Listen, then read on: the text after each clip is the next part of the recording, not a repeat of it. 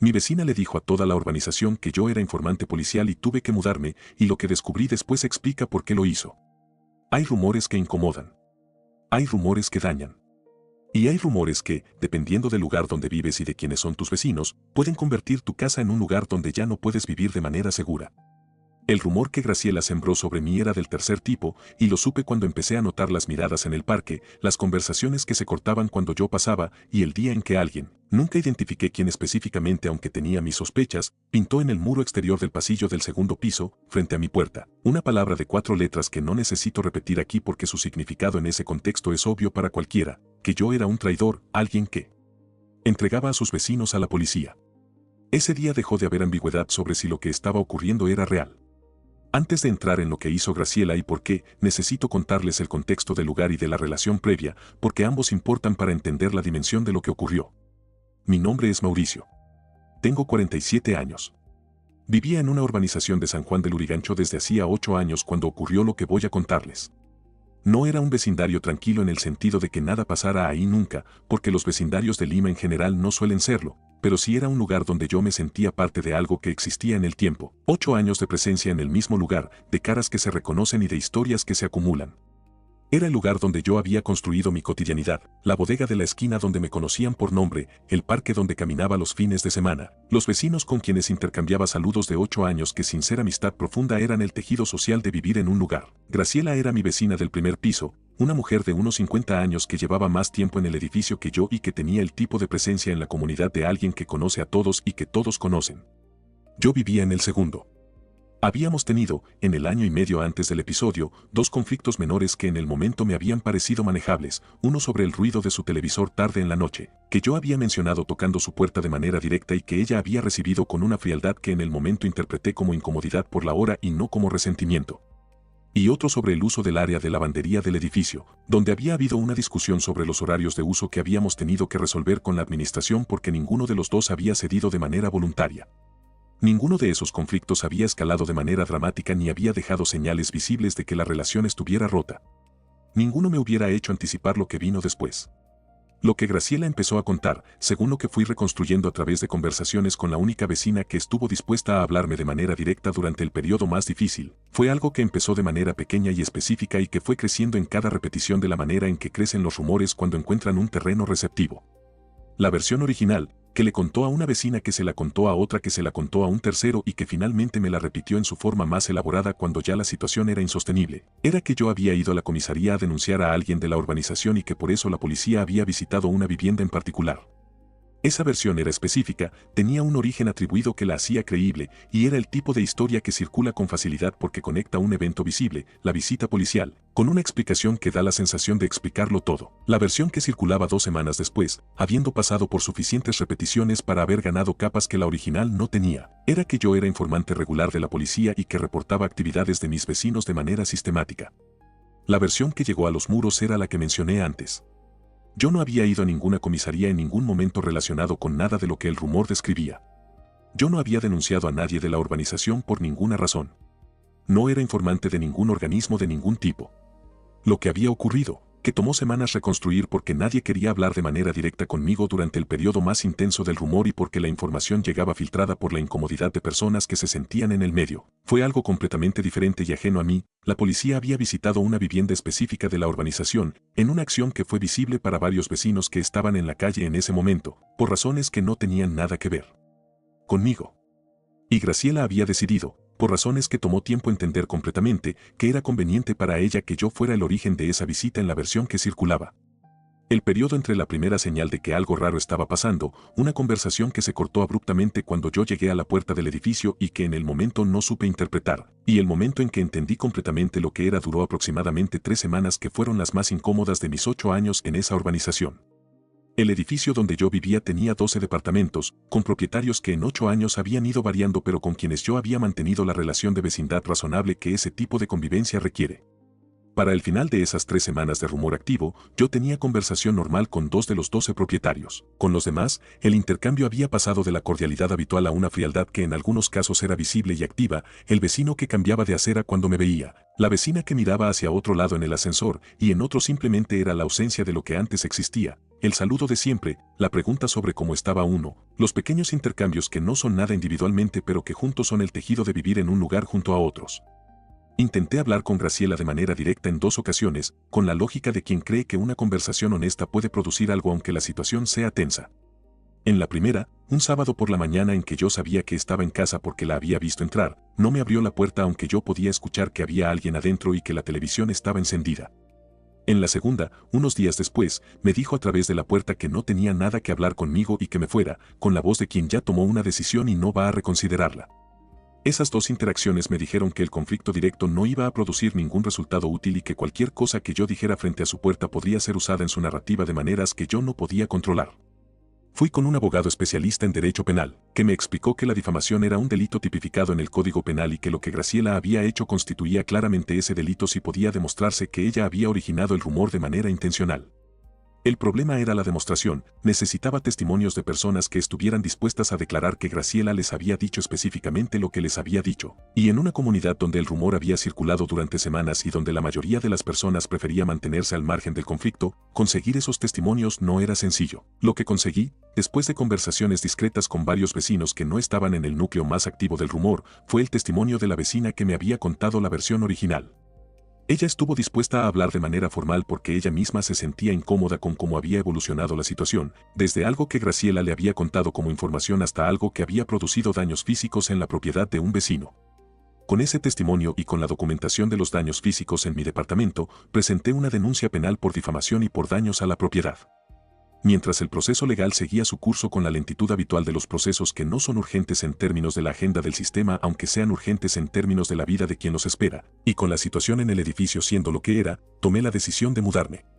No porque el proceso legal me lo requiriera sino porque vivir en ese espacio se había vuelto algo que ningún resultado legal podía remediar de manera inmediata. El daño al tejido social de 8 años estaba hecho y reconstruirlo, aunque el proceso legal produjera algún resultado, iba a tomar más tiempo del que yo tenía disposición de invertir en ese lugar. Lo que descubrí después de mudarme, a través de la vecina que había declarado y que tuvo la generosidad de seguir en contacto conmigo con actualizaciones sobre lo que estaba pasando en el edificio, fue la razón por la que Graciela había hecho lo que hizo. La visita policial a la vivienda que mencioné, que era la que Graciela había convertido en el centro de su narrativa sobre mí, no había sido por ninguna denuncia de ningún vecino.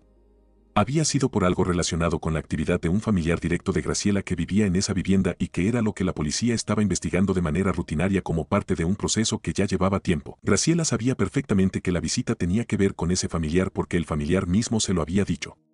Y la versión de que yo había hecho una denuncia, que Graciela inventó y distribuyó de manera sistemática, era la manera de desviar la atención de la comunidad hacia otro origen y de proteger a su familiar de las preguntas que sus vecinos hubieran podido hacer si supieran que la visita policial tenía que ver con él. Lo que hizo Graciela, dicho de la manera más directa posible sin adornos ni atenuantes, fue usar mi nombre para proteger a un familiar cuya actividad era el origen real de la visita policial, sabiendo desde el principio que el costo de esa protección lo pagaba yo en términos de mi reputación y de mi seguridad en el barrio donde vivía. No fue un error. No fue un malentendido que luego se le fue de las manos. Fue una decisión que tomó sobre quien iba a cargar con las consecuencias. Eso fue calculado. No fue un malentendido ni un rumor que se le fue de las manos. Fue una decisión sobre a quien le convenía cargar con las consecuencias de algo que Graciela sabía de antemano. La denuncia que presenté tuvo el curso que tuvo, con la lentitud que tienen estos procesos y con los resultados que tienen cuando el daño está documentado pero no de manera perfecta. Graciela fue notificada formalmente de la denuncia penal con su nombre, lo cual según me informó la vecina que siguió en contacto la afectó de una manera que no esperaba porque en la comunidad donde vivía esa notificación se supo. El proceso siguió en la fiscalía. No llegó a una condena que yo pudiera describir como satisfactoria en términos de lo que yo hubiera necesitado para sentir que el resultado era proporcional al daño, porque los procesos penales por difamación en Perú tienen sus propias complejidades sobre la carga de la prueba y sus propios tiempos que no se aceleran independientemente de la urgencia de quien los espera. Lo que sí produjo fue una notificación formal a Graciela de que existía un proceso penal con su nombre, que según me contó la vecina produjo en ella un nivel de incomodidad que no había anticipado cuando inició el rumor. Me mudé a Miraflores, un cambio de barrio que en términos económicos fue un esfuerzo pero que en términos de comenzar sin el peso de lo que había ocurrido tuvo un valor que no esperaba. Nadie en mi edificio nuevo sabe mi historia de San Juan del Lurigancho a menos que yo decida contársela. Esa posibilidad de empezar sin el peso de lo que ocurrió tiene un valor que no esperaba apreciar de la manera en que lo aprecio. La urbanización de San Juan del Lurigancho quedó atrás con todo lo que tenía, los 8 años de cotidianidad, la bodega de la esquina, el parque, Y los dos vecinos que mantuvieron el trato normal durante las semanas más difíciles y a quienes todavía les guardo un afecto específico. Lo que esta experiencia me dejó es algo que procuro aplicar de manera que tenga valor más allá de mi situación específica, que los rumores tienen vida propia una vez que salen al mundo, de una manera que quien no los ha vivido no siempre aprecia completamente. Que combatirlos de frente, intentando convencer a cada persona de que el rumor es falso, rara vez es efectivo porque el rumor opera en la emoción y no en la evidencia, y una conversación directa rara vez puede competir con una historia que ya lleva semanas circulando. Lo que fue efectivo en mi caso fue la combinación de la vía legal, que creó consecuencias formales y documentadas para quien los originó aunque no fueran suficientemente dramáticas en términos de pena, y la decisión de salir del espacio donde el daño estaba hecho y no podía repararse en un plazo razonable. Ninguna de esas dos cosas fue la respuesta perfecta a una situación que no tenía respuesta perfecta disponible. Pero juntas fueron la respuesta posible, y eso es lo que uno tiene cuando la situación no ofrece nada mejor. Hay algo sobre los primeros días del rumor que vale la pena describir con más detalle, porque ilustra cómo funciona ese tipo de daño en una comunidad pequeña. El cambio no fue repentino. Fue gradual, de manera que al principio uno no sabe si está interpretando señales correctamente o si está siendo paranoico. Una conversación que se corta puede tener 1000 explicaciones que no tienen que ver con uno. Una mirada que parece fría puede ser el cansancio de alguien que tuvo un día difícil. El cerebro busca explicaciones alternativas antes de aceptar que algo real está ocurriendo. Lo que me sacó de la zona de duda fue la conversación con la vecina del quinto piso, una señora de unos 60 años que me había conocido desde que llegué al edificio y con quien tenía la relación de quien se encuentra en el ascensor con frecuencia suficiente para conocerse. Ella fue a tocarme la puerta un miércoles por la tarde, sin avisar, con la cara específica de quien tiene algo difícil que decir y que decidió en algún momento del día que iba a decirlo aunque fuera incómodo porque consideraba que era lo correcto. Hablamos en el pasillo, con las puertas de ambos departamentos cerradas y con voz baja porque en los edificios los pasillos tienen esa acústica que lleva el sonido de maneras que no siempre se anticipan. Me contó lo que circulaba, con el detalle de quien sabe que el valor del relato está en la especificidad. Me contó de quién venía, con la incomodidad de quien sabe que señalar a alguien tiene sus propios costos sociales aunque el señalamiento sea completamente justo. Y me dijo que ella no lo creía pero que la situación ya había llegado a un punto donde la mayoría de los vecinos del edificio sí lo creían. Esa conversación tuvo varias capas simultáneas. La primera fue el golpe de confirmar que lo que yo había sentido era real. La segunda fue la gratitud hacia esa vecina que eligió decirme algo difícil porque consideró que yo tenía derecho a saber. La tercera fue la pregunta de qué hacer con esa información en las condiciones en que estaba recibiendo. Lo que hice en los días inmediatos fue intentar la conversación directa con Graciela, que terminó de la manera que describí antes. Luego busqué al abogado. Luego empecé a documentar, guardé registros de las conversaciones que tuve, tomé fotos del daño en el muro exterior, anoté fechas y personas. Esa documentación fue lo que hizo posible que la denuncia tuviera sustento. Una cosa que el abogado me explicó sobre la difamación en Perú, que no sabía y que encontré relevante más allá de mi caso específico, es que el delito se configura cuando alguien atribuye de manera pública a otra persona un hecho que dañe su honor o reputación. Que la falsedad del hecho es un elemento del delito pero que no siempre es fácil de probar porque requiere demostrar no solo que el hecho no ocurrió sino que quien lo difundió sabía que no había ocurrido. En mi caso, la falsedad era clara porque la visita policial no tuvo nada que ver conmigo y Graciela lo sabía. Pero demostrarlo requería la cadena de testimonios que fui construyendo con dificultad. Lo que el proceso también me enseñó sobre el sistema penal es que los delitos de difamación, aunque existen y aunque producen consecuencias formales, rara vez resultan en condenas con pena de cárcel. Las condenas más comunes incluyen reparación civil al damnificado y en algunos casos días multa. Eso no significa que el proceso no valga la pena, la notificación formal a quien difamó, el expediente penal con su nombre y la reparación civil son consecuencias reales aunque no sean las más dramáticas. Pero sí significa que quien espera que el proceso le devuelva exactamente lo que perdió va a quedar decepcionado, porque la reparación civil de un daño a la reputación y a la calidad de vida en un barrio no tiene un precio que compense completamente lo que se vivió. Hay algo sobre la decisión de mudarme que tardé en procesar completamente y que creo que es parte honesta de la historia, que en el momento se sintió como una derrota. Que quien había hecho el daño se quedaba en el lugar y yo era quien tenía que irse. Esa asimetría, que objetivamente era injusta, fue la parte más difícil de aceptar. Con el tiempo llegué a entenderla de manera diferente, a medida que la distancia del nuevo lugar me daba perspectiva sobre lo que había sido el episodio y sobre las decisiones que había tomado en él, no como una derrota frente a Graciela sino como la decisión de no invertir más de mi energía y de mi bienestar en un lugar que ya no podía ser lo que había sido para mí. Que salir no era ceder el terreno a quien había causado el daño sino elegir conscientemente dónde poner la energía que me quedaba después de todo lo que el episodio había consumido. Esa reformulación no la tuve de manera inmediata sino de manera gradual, a medida que la distancia del nuevo lugar me daba perspectiva. Desde Miraflores, San Juan de Lurigancho es un capítulo que ocurrió y que terminó, con todo lo que tuvo de bueno en 8 años y con lo que tuvo de difícil al final. El capítulo está cerrado. No el proceso legal, que todavía avanza. Pero el capítulo de vivir ahí sí. Quiero hablar de algo sobre lo que significa vivir con un rumor de ese tipo en un barrio específico de Lima, porque el contexto geográfico y social importa. San Juan de Lurigancho es uno de los distritos más populosos de Lima, con toda la diversidad social y económica que eso implica. En ese contexto, ser señalado como informante policial no tiene solo la dimensión de la vergüenza social que tendría en otro tipo de comunidad. Tiene una dimensión de seguridad que en ciertos barrios de Lima es muy concreta, que hay personas en esas comunidades que tienen razones específicas para no querer tener cerca a alguien que se percibe como vinculado a la policía, y que esas razones pueden traducirse en acciones que van más allá de las miradas frías en el ascensor. No digo esto para generar alarma ni para afirmar que todos mis vecinos de San Juan de Lurigancho tuvieran esas razones. La mayoría de ellos eran personas ordinarias que simplemente creían un rumor y mantenían distancia por incomodidad social.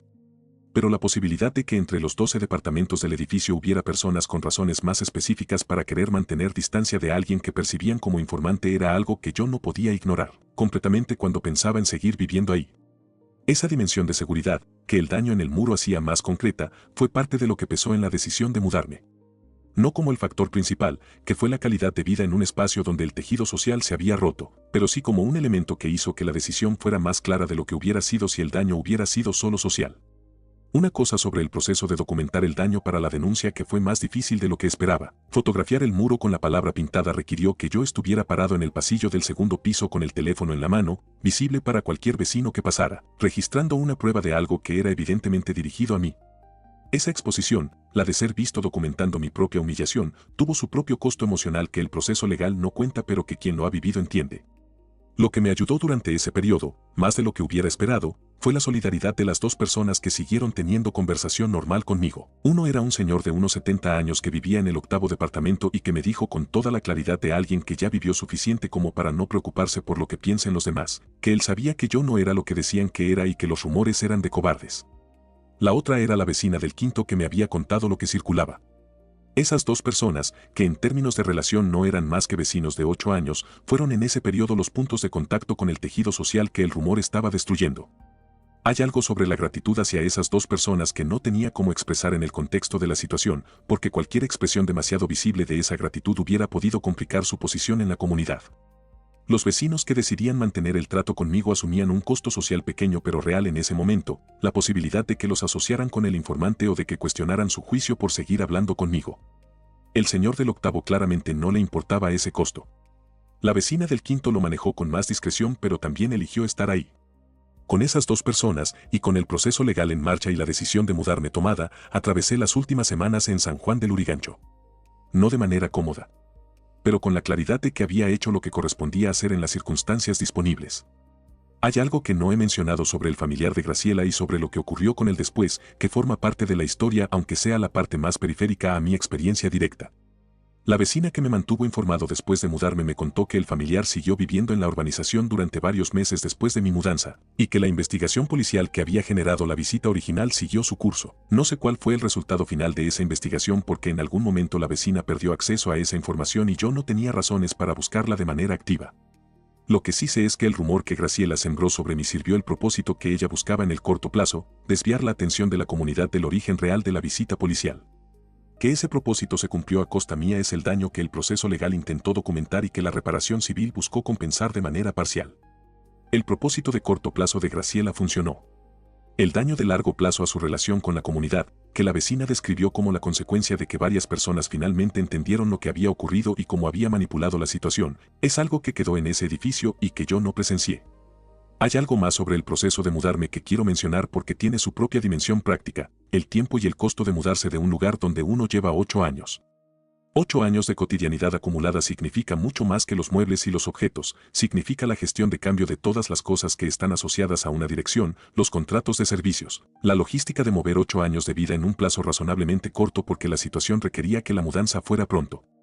Ese proceso, que en cualquier otra circunstancia hubiera podido planificarse con más calma, tuvo que hacerse con la urgencia de quien necesita salir de un lugar y la incomodidad adicional de hacerlo en un contexto donde varios vecinos lo miraban con la frialdad de lo que creían que era. Esa experiencia de mudarse bajo esas condiciones no es algo que yo haya visto descrito en ningún lado de manera que capture lo que se siente, y es parte de los costos del episodio que tampoco tienen compensación fácil porque son difíciles de cuantificar. El costo económico de la mudanza anticipada, los meses de alquiler que pagué de más en un lugar que ya no podía habitar de manera normal, los gastos de instalación en el nuevo lugar, todo eso forma parte del daño que Graciela produjo con una historia que invirtió quizás 5 minutos en contar a la primera persona. Una desproporción que me parece útil nombrar porque dice algo sobre cómo funcionan los rumores. Lo que tardó Graciela en hacer el daño fue insignificante comparado con lo que me tomó a mí recuperarme de él. Esa asimetría entre el esfuerzo de dañar y el esfuerzo de reparar es una de las características más difíciles de los rumores y también la razón por la que son tan eficaces como herramienta cuando alguien los usa con intención. Con todo eso dicho, y con Miraflores siendo el lugar donde vivo ahora con la normalidad que antes tenía en San Juan del Lurigancho, hay algo que agradezco de la experiencia aunque suene raro agradecerla, que me confirmó la importancia de las personas que en una situación difícil eligen actuar con integridad cuando no les conviene de manera obvia. El señor del 8º departamento y la vecina del 5º, que mantuvieron el trato normal cuando hacerlo tenía un costo social aunque fuera pequeño, son la parte de la historia que más claramente ilustra algo sobre el carácter humano en situaciones de presión grupal.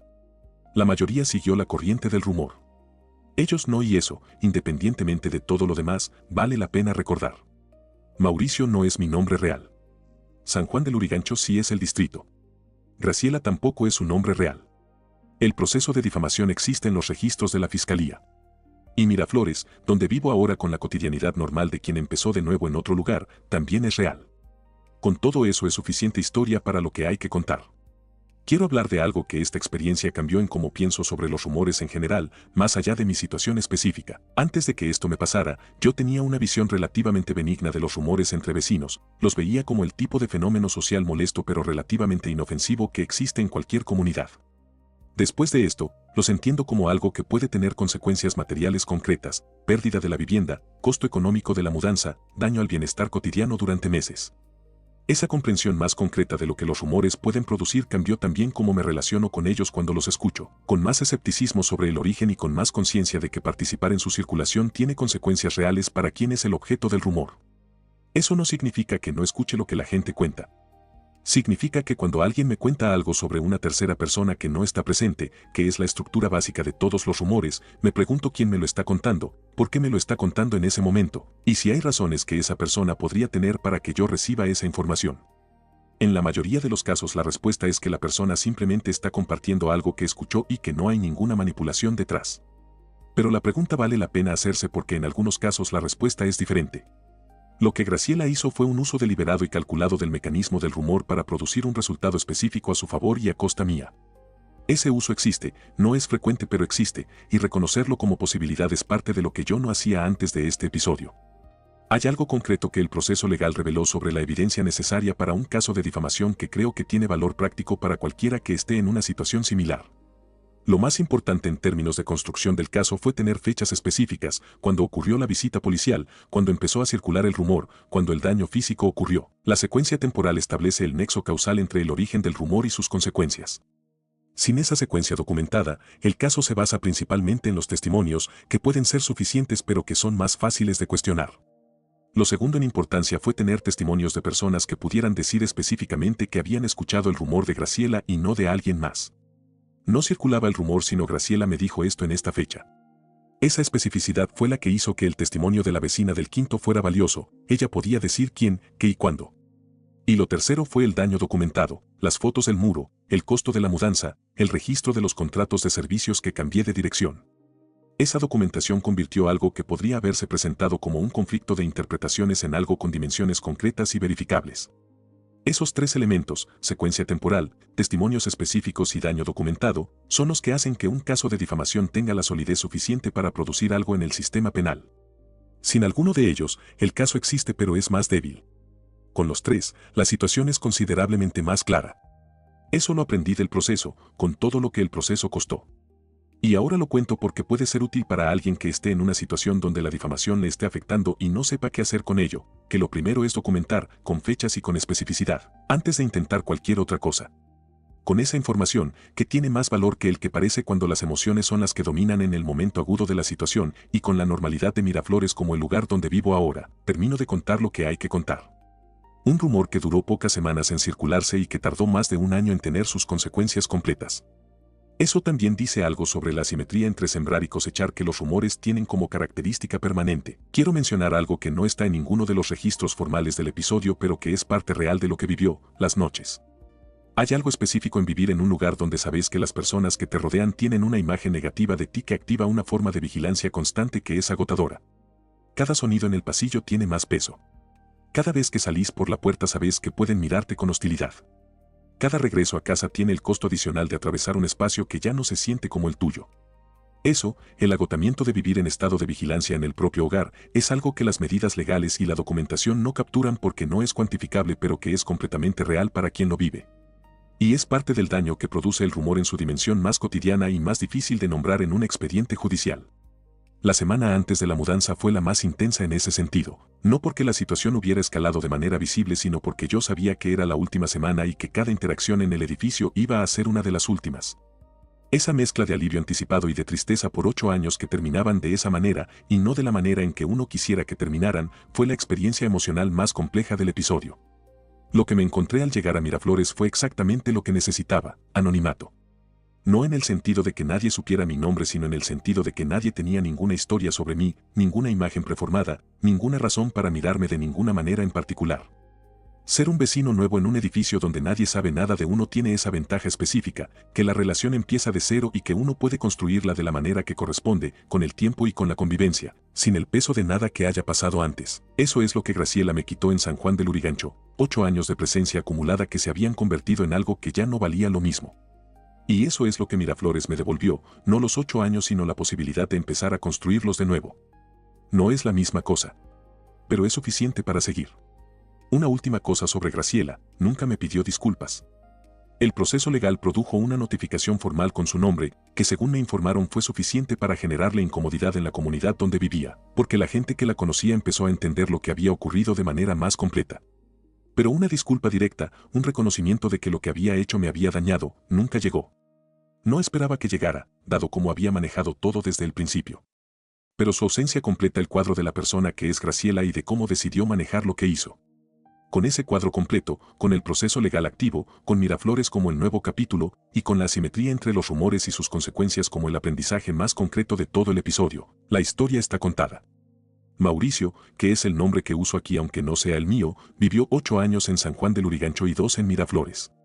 Los 8 los terminó de una manera que no eligió. Los 2 los empezó de la manera en que debería terminarse, con la cotidianidad normal de quien sabe que el lugar donde vive es su lugar.